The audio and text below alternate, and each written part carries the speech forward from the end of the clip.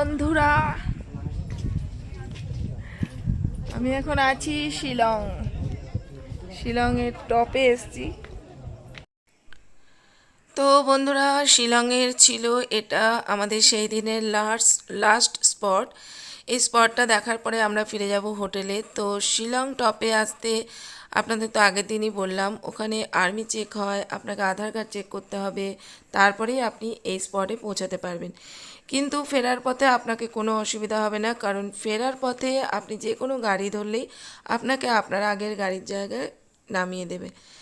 তো যাই হোক, ওখানে তো ওয়েদারের কোনো একরকম থাকে না। ওয়েদার কখনো বৃষ্টি হচ্ছে, কখনো মেঘ, কখনো রোদ। তো সেই কারণে প্রতিটা স্পটে গিয়ে আপনাকে হয়তো কিছুক্ষণ সময় দিতে হবে, কারণ মেঘলা থাকলে আপনি কিছুই দেখতে পারবেন না, চারিদিকে কুয়াশা। শীতকালে যেমন আমাদের এখানে ভোরবেলা কুয়াশা পড়ে, ওখানেও ঠিক সেম কুয়াশা, মেঘে ভর্তি থাকে। তো আমরা কিছুক্ষণ ওয়েট করার পরে ওখানে যখন রোদ উঠলো আমরা সাইট সিনটা করলাম।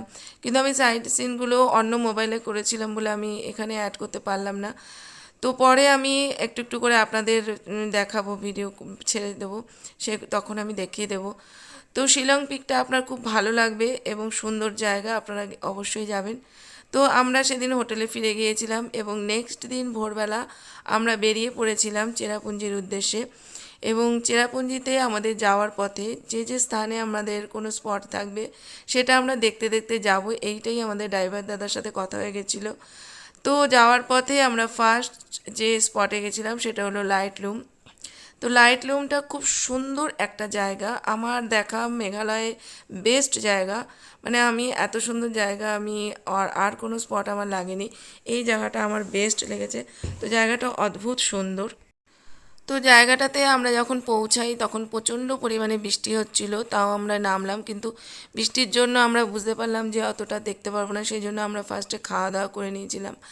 আর একদিকে বৃষ্টিটা হয়েছিল, ওখানকার মানুষ বলছিল যে বৃষ্টিটা হওয়াতে ভালোই হয়েছিল, না হলে ওই মেঘলা থাকলে আমরা কিছুই দেখতে পারতাম না। তো বৃষ্টিটা হয়ে যাওয়ার পর আস্তে আস্তে জায়গাটা পরিষ্কার হয়ে গেছিলো এবং রোদ উঠেছিল। তো তখন আমরা খুব সুন্দরভাবে প্রাকৃতিক দৃশ্যটা দেখতে পেরেছিলাম।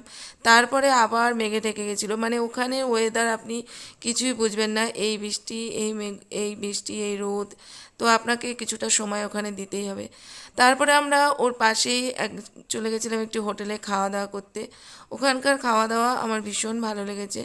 আমি দেখেছিলাম যে ইউটিউবে কিছু ইউটিউবার মেঘালয় ঘুরতে গিয়ে খাওয়া দাওয়ার সম্বন্ধে অনেক মন্তব্য করেছেন, কিন্তু বিশ্বাস করুন আমার ওখানকার প্রতিটা জায়গার খাওয়া দাওয়া খুব ভালো লেগেছে।